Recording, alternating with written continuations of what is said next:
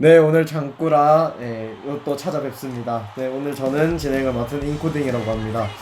네, 저희 라디오가 유튜브 채널에 계속 올라가고 있는데 정말 많은 분들이 듣고 계시거든요. 정말 예상외로 정말 많은 분들이 듣고 계시는데 근데 부끄러워서 그러시는지 이제 댓글을 잘 안 다시더라고요. 네, 맞죠? 조회수가 보면 엄청 높아요. 그렇죠? 맞아요. 26회. 근데 댓글을 안 다세요. 그러니까 여러분들 많은 참여 부탁드립니다. 상품이 있죠? 네. 네, 상품이 있으니까 많은 댓글 달아주시고 네 하시면 감사하겠습니다. 그리고 사연도 많이 보내주세요. 저희 노사연 씨 싫어합니다. 와. 진행력 답. 네, 됐고. 네, 저는 인코딩 아까 소개했죠? 자, 네, 저는 한자이룬입니다. 네, 저는 금잔디입니다. 예, 안녕하세요.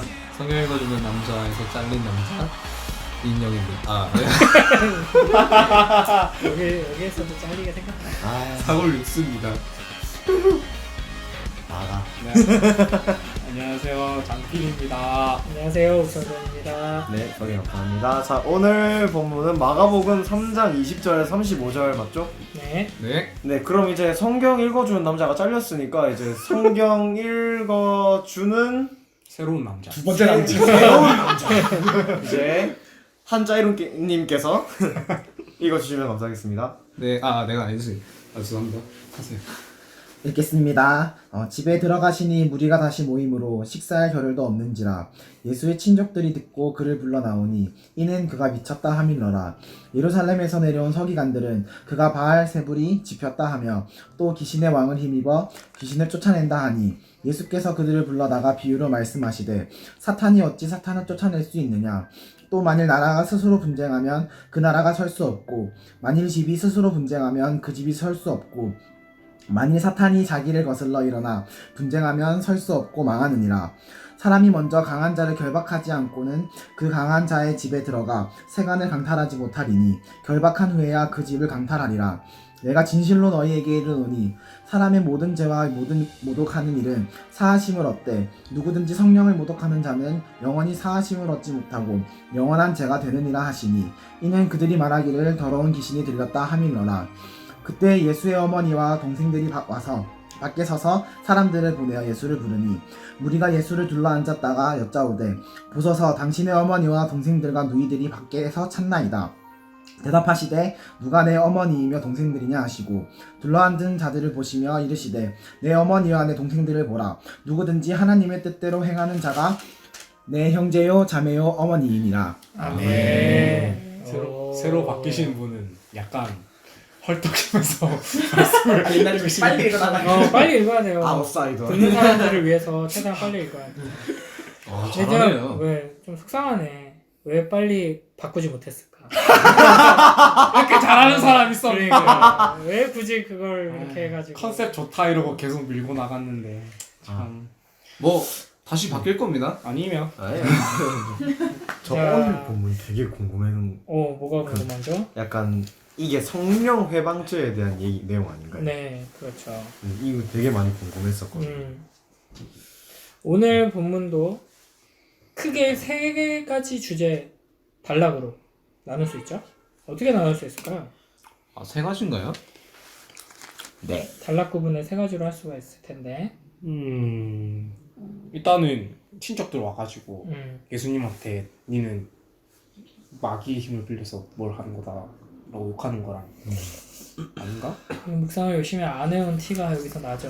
사실 이 부분은 우리 묵상. 20절, 21절에서 먼저 친족들이 등장하는 장면, 그 다음에 22절부터 30절까지 또 하나의 이야기가 있죠. 서기관들이 이제 예수님을 귀신의 힘을 빌어서 이런 일을 한다 이렇게 하는 장면. 그 다음에 31절부터 35절까지 다시 친족들이 등장하죠. 이제 앞부분에서는 예수의 친족들이 이렇게 표현하고 여기서는 예수의 어머니와 동생들이, 이게 친족들이죠. 가족들. 이런 구조를 뭐라 그러죠? 수미상관. 수미상관 또 성경 구절 어? 아니요 뭐야? 수미상관 샌드위치 구조. 맨 앞과 맨 끝에 됐고. 이제 똑같은 구조. 주제와 똑같은 요소들이 등장하고 이제 가운데 그와 또 연관된 이야기가 등장하죠. 이런 걸 이제 파악한 채로 우리가 좀 보면 좋을 것 같고요. 여러분이 열심히 묵상을 안 해오면 이렇게 침묵의 시간들이 이제 지금 뭘 하던 스타일 달라가지고 원래 읽고 나눠볼까요? 하는데 갑자기 오, 그래 한번 기대가 되네요. 그럼 읽고 한번 나눠볼까요? 20절, 21절. 잘못 말했어. 우리 장 PD부터 한번 20절, 21절 읽어주세요. 집에 들어가시니 무리가 다시 모임으로 식사할 겨를도 없는지라 예수의 친족들이 듣고 그를 붙들러 나오니 이는 그가 미쳤다 하밀러라. 아멘. 아멘. 초롱초롱한 눈빛으로 한번 무슨 말을 할지. 기대가 됩니다. 자, 여기서 뭐 일단 친족들은 아마도 가까운 가족, 직계 가족을 의미하는 것 같아요. 그냥 예수님의 가족들이 예수님을 붙들러 왔다. 왜 붙들러 왔어요? 미쳤다. 미쳤다. 뭐 때문에 미쳤다고 하는 걸까요? 바리새인 눈치 보는 게 아닐까요? 바리새인의 눈치를 그- 봐서 바리새인들한테 잘 보이려고 어떻게든 좀. 바리새인들을 잘 보이려고 약간 신선한 접근이네. 찍힌 아니면- 거에 대한. 아니면 귀신을 쫓아내는 것을 보고 이 밑에 거와 살짝 그 이어지는 이유가 단락을 하나로 만들었 이유가 비슷한 맥락 아닐까요? 귀신을 쫓아내기 때문에 얘도 귀신이 들렸다 라고 해서 미쳤다라고 귀신들끼리 짜고 치는 거예요. 그러니까 요 가운데 단락에 나오는 이 서기관들의 인식과 예수님 가족의 인식이 크게 다르지 않다고 보는 거죠. 네네. 이 구조를 봤을 땐 그게 좋은 접근인 것 같아요. 여기서 미쳤다라는 거를 이 당시에는 귀신 들렸다라는 말하고 비슷한 의미로 사용을 했어요. 이거 계속 설명했던 내용인데 이 시대에는 귀신 들린 거랑 미친 거랑 정신병 걸린 거랑 좀 구분이 가능하죠. 좀 세분화시킬 수가 있죠. 분야별로. 그런데 이 당시에는 저 사람은 저거는 정신적인 문제다. 약물로 치료할 수 있다. 상담으로 치료할 수 있다. 뭐 이런 식으로 알 수가 없죠. 그냥 어떤 이런 모습을 보면은 그냥 다 미쳤다. 귀신 들렸다. 이거 다 그냥 하나로 보는 거예요. 그런 점에서 봤을 때 연결할 수가 있죠. 예수님의 가족들이 예수님을 어떻게 생각하는 것과 이제 가운데에서 등장하는 서기관들이 예수님을 어떻게 생각하는 것과. 이 무리들이 참 예의가 없네요. 왜? 집에 들어갔는데 미쳤냐고. 근데 무리들이 집 안까지 들어왔으니까 식사할 겨를이 없었겠죠. 그쵸. 왜 집안까지 들어? 예수님이 집에 들어오셨는데 거기까지 막 쫓아와서 도와주세요. 막 이렇게 하는 거죠.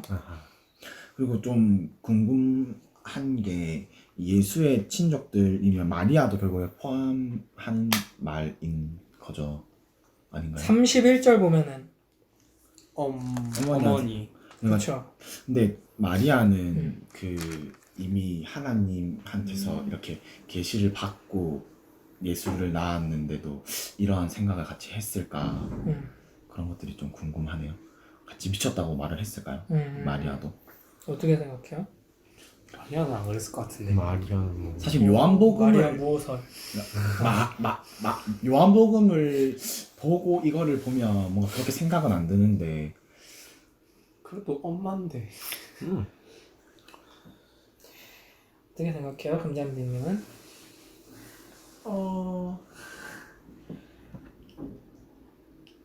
그랬을 집에 가고 싶어요? 네. 조금만 버티세요. 보내주세요. 저는 좀 생각을 신선하게 해봤는데요. 네. 이게 예수의 친족들이 듣고 그를 붙들어 나오니 이는 그가 미쳤다 하밀러라 라고 해야잖아요. 예수님은 자기가 이제 자기의 표적들을 드러내기 싫어하셨잖아요. 그래서 친족들이 그런 거에 말하지 않았을까. 근데 여기서 이렇게 예수의 친족들이 듣고 그를 붙들러니까 모인 무리들이 예수님이 했던 그런 것들 말을 하고 그 사람이 듣고 와, 얘 진짜 미쳤네 그런 상황 아니에요? 그게 뭘? 감탄사? 아 이거 미쳤다. 와. 미쳤네 이게 감탄사라고. 아 그래서 와, 신족들이 붙들러 온 게 좋은 의미에서 와 미쳤다. 붙들러 온 거다 뭐 이런 거야? 와 미쳤다. 예루살렘을 뒤집어 넣으셨다. 최고. 우리 형님, 우리 아들. 와 미쳤다. 사람. 아 정말. 진짜 신선하다. 그런 질문들도 좋아요. 그런 관점들도 좋고. 근데 일단은 마리아가 굉장히 이제 마가복음에서는 마리아 이야기가 앞부분에 안 나오지만 다른 복음서에서 등장하는 마리아의 이야기를 보면 엄청나게 엄청난 위대한 신앙의 모습을 보여주죠. 성경 인물 중에 거의 탑이라고 할 수 있을 정도로 위대한 믿음의 사람이고 하나님께 정말 귀하게 쓰임받은 소녀죠. 그럼에도 불구하고 마리아가 예수님이 무엇을 위하여 오셨고 무엇을 행하시는지를 이 시점에서 명확하게 알 수 있었다고 볼 수는 없어요. 특히 이제 마가복음의 맥락에서는 심지어는 예수님과 동고동락하는 제자들도 예수님 십자가 달려 죽으실 때까지도 제대로 깨닫지 못하고 무리들도 계속해서 감탄하고 놀라고 두려워하지만 그뿐이지 예수님께서 하시는 말씀을 제대로 깨닫거나 예수님께서 오신 이유를 분명하게 알고 바르게 믿지는 못하는 거죠. 그런 측면에서 봐야 하는 거고요. 그다음에 여기서 이제 우리가 주목해 봐야 할 것은 이 예수님에 대해서 미쳤다라고 이 감탄사가 아니라 이제 귀신 들린 거 아니냐, 저러면 안 되는 거 아니냐, 라고 하는 이 심각한 오해가 예수님의 가족들로부터 시작되고 있다는 거예요. 가장 가까운 사람. 예수님에 대해서 이 시점에서 누가 제일 잘 아느냐라고 할 때 당연히 그 엄마, 그 깐난쟁이 때부터 키우고 어렸을 때부터 같이 살았던 동생들 제일 잘하는 자들일 거 아니에요. 예수님의 이러한 점에 대해서는 아무도 모르는 것들을 알 수 있는 사람들인데, 그러니까 이런 가족들로부터 정반대로 예수님을 오해하고 있는 모습이 시작된다 하는 걸 우리가 좀 주목해 볼 필요가 있죠. 그러니까 육신적으로 예수님과 가까운 게 진정 예수님을 알고 이제 믿는 데까지 이어지지 않는다 하는 거죠. 그렇죠? 그리고 이제 바리새인들 이야기 앞에서 할 때 살펴본 것처럼 이 예수님의 가족들도 결국에는 예수님 사랑해서 지금 이렇게 하는 거잖아요. 그죠? 걱정돼서 아까 뭐 이 유대교 지도자들을 좀 눈치를 봐서 그런 거 아니냐, 당연히 그런 게 있겠죠.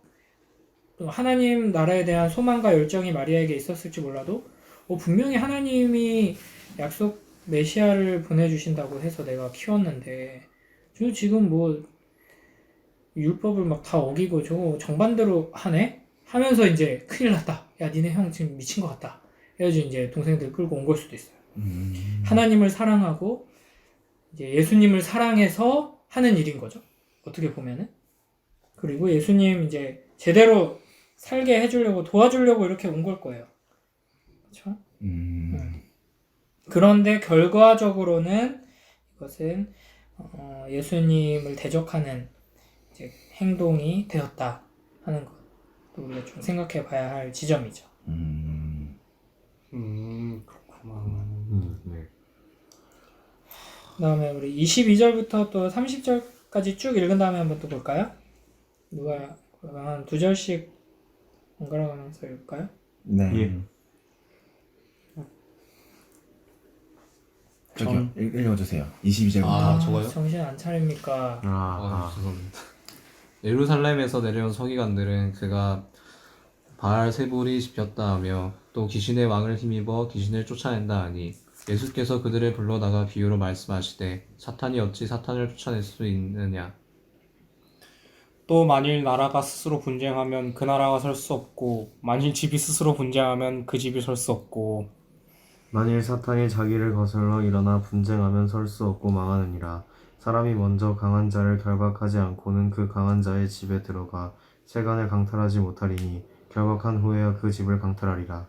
내가 진실로 너희에게 이르노니 사람의 모든 죄와 모든 모독하는 일은 사하심을 얻되 누구든지 성령을 모독하는 자는 영원히 사하심을 얻지 못하고 영원한 죄가 되느니라 하시니 이는 그들이 말하기를 더러운 귀신이 들렸다 함이로라. 네. 그래서 앞에서 이제 예수님의 가족들이 미쳤다 하는 것과 비슷한 반응이 또 서기관들을 통해서 나오죠. 바알세불을 지폈다. 바알세불이 뭔지 바로 이어서 나오는 표현을 통해서 알 수 있죠. 귀신의 왕. 네. 귀신의 왕이 들렸다. 그러니까 귀신 중에서도 어마어마한 귀신이 들려서 저렇게 귀신들 쫓아내고 이상한 기적들을 일으키고 지금 하는 거 아니냐 이렇게 예수님에 대해서 비판하고 있는 거죠. 이 부분은 약간 펀치라인이 대단하구만. 되게 좀 무서운 말씀을 하고 계시는 것 같습니다. 약간 어떤 점에서요? 영원한 죄가 된다고 하시는데 이게 정말 뭐 무슨 의미인지 그냥 말 그대로 해석하면 되는 건지 아니면 어떻게 봐야 하는 건지. 용서받지 못할 죄. 빨리 집에 가고 싶어가지고 이제 중간에 다 건너뛰고 바로 이제 영원한 죄 29절 23절에 이미 말하지 않나요? 네, 그들을 뭐라고요? 불러다가 비유로 말씀하시되 라고 말합니다. 또 다른 얘기 하고 있네요. 왜? 아, 집중 안 하네요. 아니 비유로 말 실직되고 지금 정신을 놨네. 차근차근 해봅시다. 실직자. 자, 이런 비판에 대해서 이런 공격에 대해서 어떻게 답을 하시죠, 예수님이? 사탄이 어찌 사탄을 쫓아냈어요. 비유로.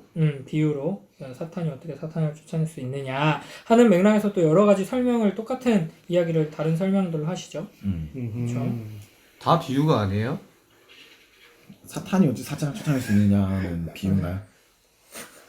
비유가 뭔지부터 설명을 해줘야 되나? 아니 그러니까 그 예수님이 지금 하시는 말씀을 보면은 그러니까 예수님께서 귀신을 쫓아내신 거는 모두가 인정하는 팩트예요. 그렇죠? 근데 그걸 어떻게 했느냐라고 할 때 이 사람들은 더 큰 귀신이 들렸기 때문에 그렇게 하는 거다라고 하고 예수님은 그에 대한 대답으로 아니 사탄이 사탄을 쫓아내는 게 말이 되냐. 그 다음에 24절에는 나라가 스스로 분쟁하면 그 나라가 설 수 없고 무슨 말이에요? 그 사탄들이 싸우면 사탄이 설 수 없고 뭐 이런 말이에요. 네. 그리고 뭐그 집이 스스로 분쟁하면 그 집이 설 수 없다. 그러니까 사탄이 자기를 거슬러 일어나 분쟁하면 설 수 없고 망하느니라.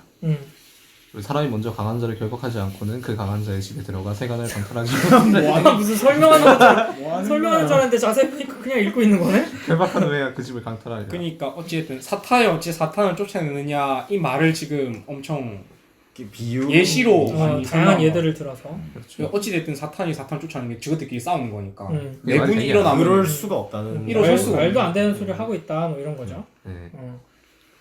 그렇죠. 이걸 우리가 알기 쉽게 비유하려면 어떻게 비유를 하면 좋을까? 그 전쟁하는데 아군들끼리 싸우면 이기겠냐 이 뜻 아니야? 이기는 당연히 진다 이 뜻으로 약간 그걸로 비유될 수 좋은 있잖아. 비유인가요? 괜찮아요. 게임할 때 음. 남자들은 게임할 때 그 팀원들끼리 싸우면 게임을 이길 수 있냐? 아 그래. 교회를 예로 들 수 있겠네요. 교회끼리 분쟁하면은 교회가 서겠네요. 교회끼리? 교회 안에서. 교회 안에서 목사님들끼리 의견이 분쟁하면 성도들이 그가 거기서 아니 지금 그게 아니라 이게 지금 예수님이 하시는 말씀을 좀 더 우리가 잘 이해할 수 있게 하는 다른 비유가 없을까? 요 말을 그대로 사용하자는 게 아니라 그러니까 예수님이 하시는 말씀은 결국에는 뭐냐면은 내가 귀신을 힘입어서 귀신을 쫓아낸다고 하는데 그건 넌 말도 안 되는 소리 하는 거고 귀신을 쫓아내려면 어떻게 해야 된다는 거예요. 27절에 나오죠. 강한 자를 결박하지 결박하지 않고는 강한 자를 결박해야 된다는 건가요? 그 강한 자를 강한 자? 사람이 강한 내가 누구라는 거예요? 강한 자. 누구보다? 사탄보다. 사탄보다 강한 자다. 그 사탄의 졸개들인 이 귀신을 쫓아내는 일을 하기 위해서는 사탄을 힘입는 게 아니라 너무 당연한 거잖아. 사탄보다 강한 자를 쫓아내는 거다. 그렇죠? 그러니까 뭐 이게 그러니까 이런 식으로 이제 이거를 좀 더 잘 설명할 수 있는 비유들을 우리 스스로 찾아보면 이것에 대해서 좀 더 명확하게 이해하고 설명할 수 있게 되는 거죠. 그러니까 뭔 말인지 알겠다. 독립운동을 해. 네, 일본군들을 막 누가 각시탈이 나타나가지고 뭐 각시탈처럼 뭔가 이상한 존재가 막 어디서 서해번쩍 동해번쩍 나타나가지고 일본군들을 막 죽이고 막 때려 부시고 막 이래. 저게 누군가 했는데 막 소문이 나는 거야. 저거는 일본군 장군이다. 일본군 병사들이 다 죽어나가는 거 보니까 일본군 병사보다 더 강한 일본군 장군이다. 이렇게 판단하는 게 비상식적이잖아요. 그렇죠? 근데 이거 저렇게 일본군들 때려잡히면 저거 뭐 예를 들면은 일본 왕이 어마어마하게 강한데 가만 안 있을 텐데 누구지? 일본 왕보다 더 강한 누군가가 나타났구나. 이렇게 생각하는 게 정상인 거잖아요. 그럼 지금 귀신들이 막 쫓겨나니까 더 큰 귀신이 나타나서 귀신을 쫓아내는 거야. 그러니까 다 같은 편이란 말이야. 사탄, 졸개들. 그러니까 이 예수님이 행하시는 일을 이해하려면은 사탄보다 강한 누군가가 나타난 거구나라고 하는 게 마땅하다는 거죠. 이거 좀 이해가 되나요? 네네. 그렇죠? 떼가리를 자를 수 있는 사람. 네, 맞아요. 그래서 그런 식으로 이제 설명을 하시고, 자, 그 다음에 이제 인코딩님이 말한 무시무시한 말씀이 등장합니다. 28절, 29절 한 번 더 인코딩님이 한번 읽어주세요. 내가 진실로 너희에게 이르노니 사람의 모든 죄와 모든 모독하는 일은 사하심을 얻되 누구든지 성령을 모독하는 자는 영원히 사하심을 얻지 못하고 영원한 죄가 되느니라 하시니. 아멘. 아멘. 근데 이게 왜 무서운 것 같아요? 영원한 죄가 말이 용서받지 못하는. 용서받지 사하심을 받지 못하는. 뭐가? 성령을 성령을 모독하는 모독하는 거죠. 자는 성령을 모독하는 이 이게 말- 뭘까요? 말이 결국엔 하나님을 모독하는 거랑. 하나님을 모독하는 거. 내가 지금 이만희 약간 그런 사람 아닙니까? 이만이 존재 자체가 모독. 존재 자체가 몰라. 또 복음을 모독하는. 복음을 모독하는. 좀 구체적으로. 이 상황에서 말입니까? 근데 뭐 이 맥락에서 봐야죠 사실은. 그렇죠. 그럼 뭐 이런 지금 뭐냐 서기관들한테 말하는 거야. 그러니까 그게 뭐냐. 그래. 성령을 성령을 모독하는 죄는 영원히 용서받지 못한다라고 엄청 무서운 말을 하시는데 그 성령을 모독하는 죄가 뭐냐고 구체적으로. 예수님께서 지금 귀신을 내쫓고 있는 일을 이제 예수님한테 바알세불이 들어서 이런 짓을 한다 라는 말을 한 게 성령을 모독하는 거라고 저는 생각해요.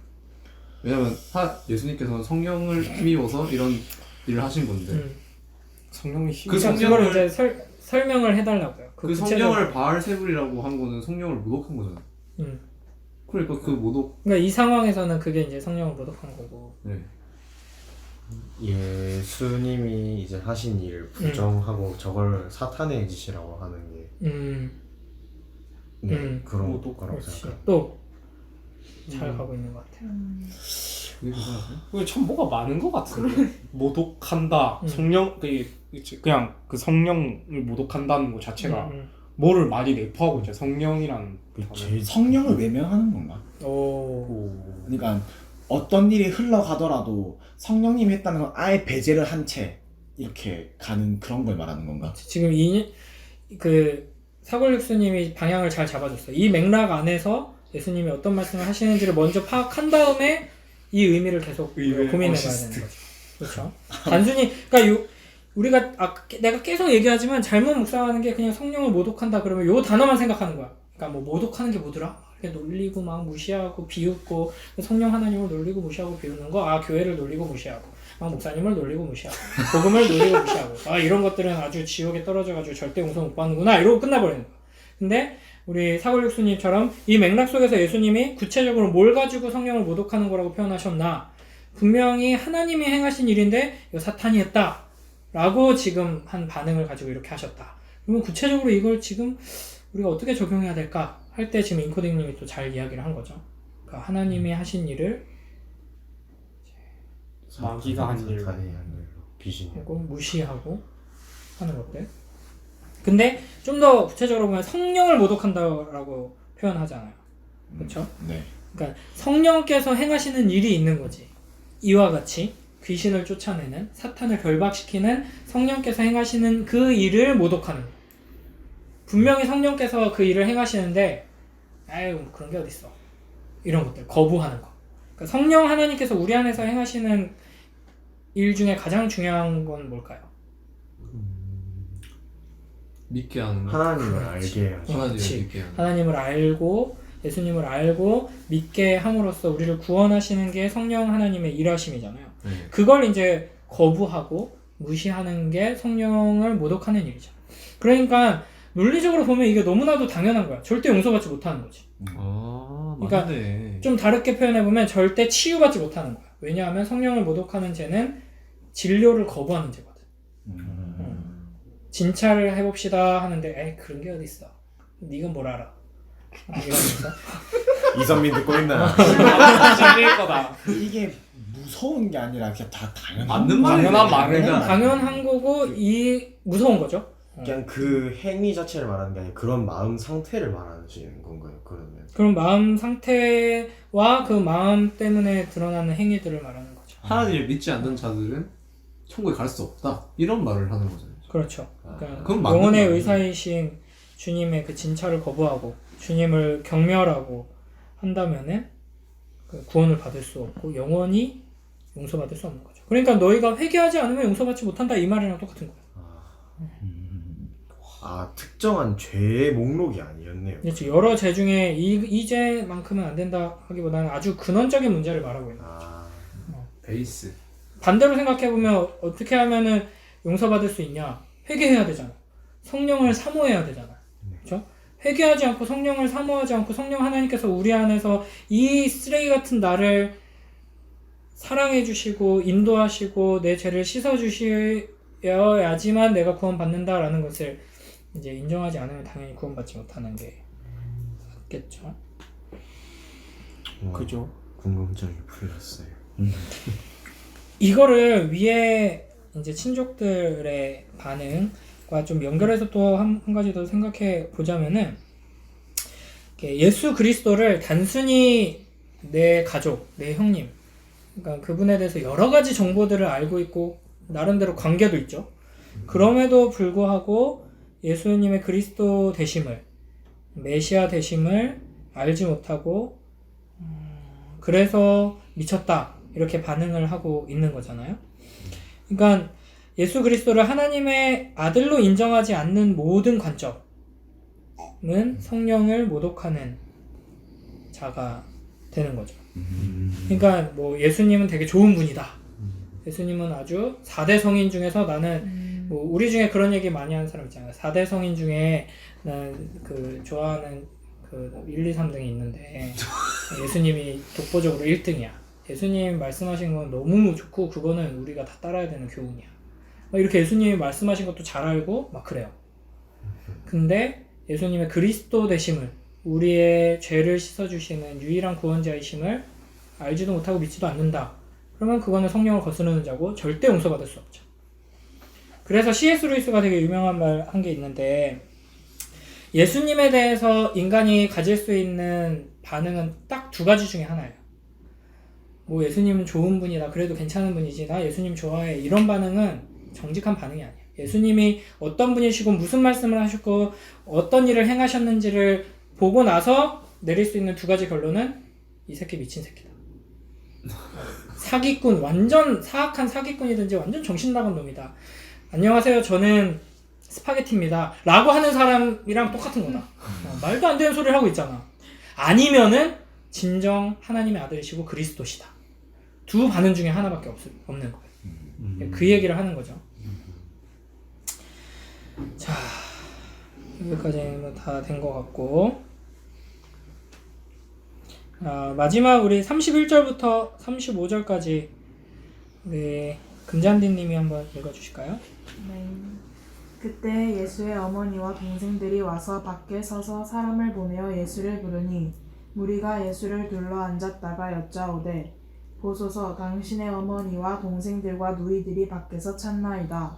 대답하시되 누가 내 어머니며 동생들이냐 하시고 둘러앉은 자들을 보시며 이르시되 내 어머니와 내 동생들을 보라. 누구든지 하나님의 뜻대로 행하는 자가 내 형제요 자매요 어머니이니라. 아멘. 구조를 생각하고 읽으니까 또 같은 이야기, 같은 주제가 이제 반복되면서 마무리하고 있죠. 근데 진짜 제 자세히 안 봐서 몰랐는데 자세히 보니까 이제 친족들이랑 이제 마리아랑 동생들이 함께 온 게 아니었네요. 친족들이 먼저 와 있었고 이 사건이 끝난 후에 이제 마리아랑 동생들이 온 거였네요. 어떻게 생각해요, 다른 분들은? 좀 교환. 근데 친족들이 같이 왔다고 했으니까 친족들 다 가고 나중에 그냥 부른 게 아닐까요? 아닌가? 친족이 이 사람들 아니야? 그러니까 친족들 중에 이제 어머니랑 동생도 섞여 있었는데. 자, 21절에서 보면은 예수의 친족들이 듣고 그를 붙들러 나오니 이는 그가 미쳤다 하밀러라. 실제로 예수님을 붙들은 게 아니에요. 친족들이 왔다는 걸 설명해 주고 있는 거예요. 왜 왔는지. 친족들이 왔는데 그가 미치었다고 생각해서 그를 붙들러 왔다라고 설명을 해주고 22절부터 서기관들과 이야기를 한 다음에 31절에 다시 예수의 어머니와 동생들이 와서 밖에 서서 사람을 보내서 예수님을 부른다. 왔다는 것만 설명하고 그 안에서 서기관들과 하는 이야기들을 한 다음에 31절부터 이제 실제로 이야기가 펼쳐집니다. 앵글이 이렇게 그치. 그러니까 이때 있었던 거 이때 있었던 일이 함께 있었던 동시에 일어나는 일이고 이제 맨 첫 번째 단락에서는 두 가지가 동시에 왔다는 것과 왜 왔는지를 설명해주고 안에서 일이 벌어지고 이제 밖에 왔던 그 친족들이 이제 막 부르면서 들어오려고 하는 그런 장면이라고 볼 수 있는 거죠. 31절에서 되게 대조되는 두 가지가 있어요. 31절에서요. 대조되는 걸. 자, 31절, 32절에 보세요. 누이가 누이. 추가됐어요. 누이가 추가됐다고요? 맞네. 동생들과 누이들이 밖에서 찾나요? 대조. 대조. 두 무리가 등장하고 그 두 무리가 굉장히 대조되는 모습으로 표현되고 있죠. 밖에 서서 밖에 서서 둘러 앉아. 그렇죠? 예수님의 가족들은 밖에 서 있고 무리들은 둘러. 예수님 주변에 둘러 앉아 있죠. 그렇죠? 이 이미지가 예수님께서 가족이 누구인가를 이야기해 주시는 그 말씀에 딱 부합하게 되죠. 그래서 나를 낳아주신 어머니와 나와 어린 시절부터 함께 지냈던 내 동생들, 여동생들이 내 가족이 아니라 밖에 서 있는 저들이 내 가족이 아니라 나를 둘러싸고 앉아있는 너희들이 내 가족이다 라고 말씀하시는 거죠. 이제 그 무리들을 향해서 누구든지 하나님 뜻대로 행하는 자가 내 형제요 자매요 어머니다 이렇게 말씀하시는 거죠. 딱 목사님 말씀하신 게 딱 맞네요. 얘 반응이 딱 두 가지. 미친놈 아니면은 와 그냥 진짜 이런 한국 사람 정해진 한국 사람들이 들으면은 얘 페르나가 싶어. 페르나 상도도 없는 놈이다 이렇게 느낄 수도 있겠네요. 사실 이해가 잘 안 되는 잘안 부분이기도 해요. 누가 내 어머니냐? 왜 저 사람 내 어머니냐 이 뜻. 누가 어머니인가? 어머니인가? 꼭 그게 그렇다 해도 진짜 마리아가 왔는데 누가 내 엄마냐 엄마 앞에서 누가 내 엄마냐? 엄마가 밖에서. 그러한 것들을 보면 진짜 살짝 뭔가 듣고 나서 그 이해 안 되는 게 조금은 해결되긴 했는데 그래도 어떻게 받아들여야 되나. 굉장히 무겁게 받아들여야 돼요. 심지어는 예수님의 어머니와 남동생과 여동생들이어도 예수를 그리스도로 고백하지 않으면 아무 상관없는 자들, 지옥에 떨어질 자들, 성령을 거스르는 자들이다 라는 말이고 나와 아무런 연결점이 없는 것처럼 보이는 무리들 중에서라도 예수를 그리스도로 고백하고 하나님의 뜻을 순종하는 자들은 예수님의 가족이 되어서 하나님 품에 안기게 된다 라는 말씀인 거죠. 이걸 보고 느끼는 게 구원받는 사람은 정해진 게 아니다. 정해진 게 아니라 뭐라 해야 되지? 그게 없다. 기천이 없다라는 게 느껴져요. 근데 이때 예수님께서 이런 어머니와 형제들 이런 걸 얘기를 할 때는 육적으로 뭐 세상적으로 말한 게 아니라 이런 영적인 부분에 대해서 말을 한 건가요? 그쵸. 여보. 근데 그 굳이 육적, 영적을 나눌 필요가 없다고 보거든요. 근데 육적인 가족은 뭐 바꿀 수가 없죠. 바꿀 수가 없기 때문에 당연히 영적인 의미에서 하는 말이고, 동시에 이제 실제적으로 그런 영적인 가족들이 이제 하나가 되어야 한다라는 말인 거죠. 이 교회, 초대교회 이 마가복음을 처음 읽었던 독자들의 입장에서 봤을 때는 이제 예수님의 이런 말씀처럼 내 가족, 내 친족들, 내 자녀들이 아니라 지금 나와 함께 이 하나님의 예수님의 말씀을 듣고 예배드리고 있는 교회 공동체가 나의 가족이다. 하나님의 가족이다. 라는 걸 이제 예수님께서 말씀해 주시는 거죠. 그러니까 뭐 혈연을 뛰어넘어서 하나님 공동체 안에서 특별한 가족을 이제 세워야 한다라는 말씀인 거예요. 초대교회 사람들은 이런 말씀을 보면서 더 사랑이 깊어졌겠다는 힘이 생각도 났겠네.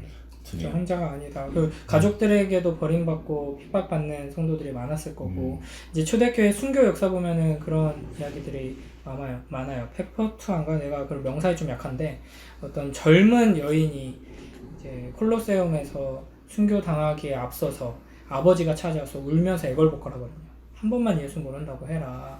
갓난 아기 있는 애기 엄마였어요. 근데 감옥에 갇혀가지고 순교하기 직전이거든요. 근데 네 애기도 생각하고 아빠도 생각하고 우리 가족들을 생각해라 그랬더니 내 진정한 가족은 하늘에 있다. 예수 안에서 우리가 가족이다. 이러면서 거부하거든요. 그런 것들을 이야기하는 거죠. 혈연으로 봐도 우리는 다 가족이죠. 혈연으로 봐도요? 왜냐면은 아담과 하와에서 내려오는 혈을 스티키 같은 거. 되겠다. 네, 여기서 하는 건가? 예수님께서 누구든지 하나님의 뜻대로 행하는 자가 내 가족이라고 하셨잖아요. 그러면 지금 나를 찾고 있는 내 육신의 가족들, 어머니랑 누이랑 이런 사람들은 하나님의 뜻대로 행하지 않았다는 건가요? 그 그렇죠. 전에 상황을 봤을 때 그러니까. 이런 게 나오니까 미쳤다고 그치. 하는 게 예수님에 대해서 전혀 모르고 있고 오해하고 있고 마치 베드로가 예수님한테 예수님 십자가 달릴 거 예고하니까 그러지 말라고 그랬다가 사탄아 꺼져라 이런 얘기 들은 것처럼 지금 예수님이 행하시는 일을 막으려고 하고 있잖아요. 성령을 거스르고 있는 거죠. 모독하고 있는 거죠. 그런 측면에서 그렇게 말하고 있는 거죠. 자, 우리 마지막으로 한 가지 봅시다. 좋습니다. 자, 네. 하나님의 뜻대로 행하는 자가 내 형제요 자매요 어머니다. 하나님의 뜻이 뭐예요? 땅끝까지 복음을 전하는 거, 또 예수님을 믿는 거. 예수를 믿는 거. 자, 요 맥락에서 봅시다. 오늘 본문의 맥락에서 예수님이 주목하고 계시고 이루려고 하는 하나님의 뜻이 뭐예요? 여기서 이 맥락에서 이 이야기의 맥락에서. 성령의 일하심을 받아들이고 그대로 믿는 것. 성령을 또. 모독하지 않는 거죠. 또 우리가 놓치지 말아야 될 큰 맥락, 예수님의 모든 말씀과 행동이 어디를 향하고 있어요 지금? 무엇에 주목하고 계시고 어디로 나아가고 계세요 예수님? 지난 시간에도 우리들의 얘기했잖아요. 구원. 그리고 구원을 어떤 방식으로 십자가. 이루시나요? 십자가. 그쵸? 고난. 그쵸? 이거 굉장히 중요한 말씀이에요. 그래서 그리스도의 가족이 되는 유일한 요구사항은 하나님 말씀에 순종하는 것인데 하나님의 뜻, 하나님의 말씀은 결국에는 예수님께서 가시는 길을 통해 우리에게 모범으로 보여주시죠. 십자가. 그러니까 내 가족이 되기 위해 아주 큰 대가를 함께 치러야 한다라는 사실을 지금 암시하고 있는 것이죠. 이게 바로 앞에 우리가 지난 시간에 봤던 게 12제자를 부르시는 장면이 등장하잖아요. 네. 거기에 바로 이어서 이와 같은 메시지가 등장한다는 것 굉장히 의미심장하죠.